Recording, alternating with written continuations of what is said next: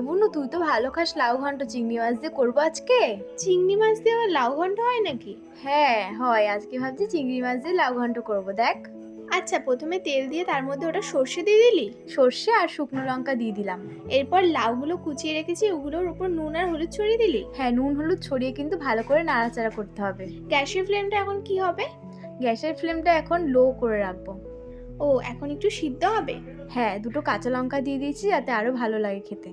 ও, এবার এত জল বেরিয়ে গেছে? হ্যাঁ, লাউটা মজে আসলে একদম জল বেরিয়ে যায়। দেখ, এবার আমি ঢেকে দিয়েছি আর ঢাকনা খুলে দেখ অনেকটা সিদ্ধ হয়ে গেছে। হ্যাঁ, এই তো দেখাই যাচ্ছে, কালারটাও কিন্তু অনেকটা চেঞ্জ হয়েছে। হ্যাঁ, চিনিটা দিলে কিন্তু একটু মিষ্টি মিষ্টি খুব ভালো লাগে, জানিস তো। এই জন্য তুই পরিমাণ মতো চিনি এখানে দিয়ে দিলি। হ্যাঁ, এবার চিনি দিলাম আর দেখ তার উপর দিয়ে একটুখানি গুঁড়ো বাদাম দিয়ে দিলাম।